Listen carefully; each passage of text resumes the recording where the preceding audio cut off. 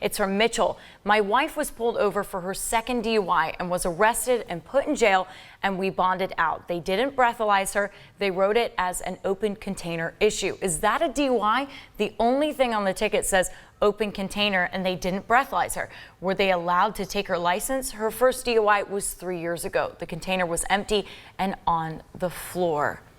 That's a very interesting question. You want to handle that one? One of the first things that I'm looking at here is it says it's for a second DUI, but then they didn't breathalyze her. She has a right to refuse a breathalyzer test, and we don't know whether or not she refused the breathalyzer test. And then, is this a DUI or an open container issue? And it depends on how the citation is written up, isn't it? Yeah. In all fairness, the question is rather confusing. It presents as, yes, it was a DUI. It also presents as they meaning the officer, probably wrote it up as a DUI refusal in one citation, and the other citation was open container. Officers typically do that just for that's the exact reason that we talked a moment ago about if he sees something in there and then he starts building a DUI case after that, as opposed to what most folks think, you're pulled over and a DUI case is built from that point. Well, if there's an open container and they get somebody out on that, they stumble getting out of the car, whatever, oh, well now this may change the scope of things. So the question presented seems to indicate there's two different things, well really three if you include the refusal charge, going on at the same time. But the short answer is yes across the board. If the stop, if it sounds also like they may have not been a traffic stop there, that it sounds like maybe an officer potentially walked up on the car, saw an open container. Sir, ma'am, step out of the vehicle, you have an open container, that is a misdemeanor in Florida. Oh, she stumbles, ma'am, you seem to be impaired. We're going to ask you to take a breathalyzer, et cetera, et cetera. No, and then to be in control of the car also. Exactly. You got to have that element as well. And that's why it sounded like somebody was walking up on her. Okay. Because there's no discussion in there. My wife was driving down the road and she was pulled over for running a stop sign. Right. There's just a open container, DUI, how did we get to and that? And behind the wheel. Got to be in physical control of the vehicle. Yeah. So if somebody is sitting in the back seat and somebody walks up, nobody sees the car driving or moving as far as a moving violation is concerned. Right. And you walk up and there's an open container in the vehicle and somebody's in the back seat.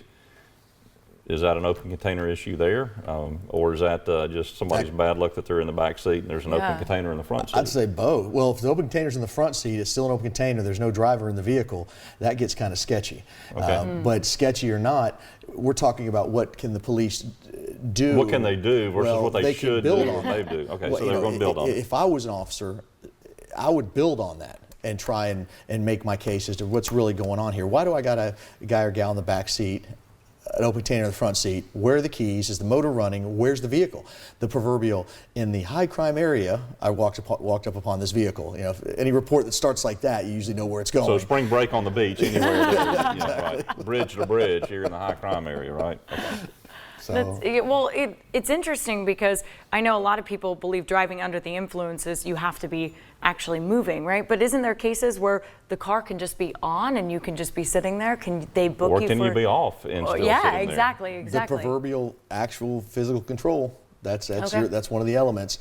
And let me be clear here. I hope that the viewers are taking into account here that in this day and age, and being a criminal defense attorney, at least part of the time, that these officers have to make these decisions quick. These are quick decisions. Do they want to go down?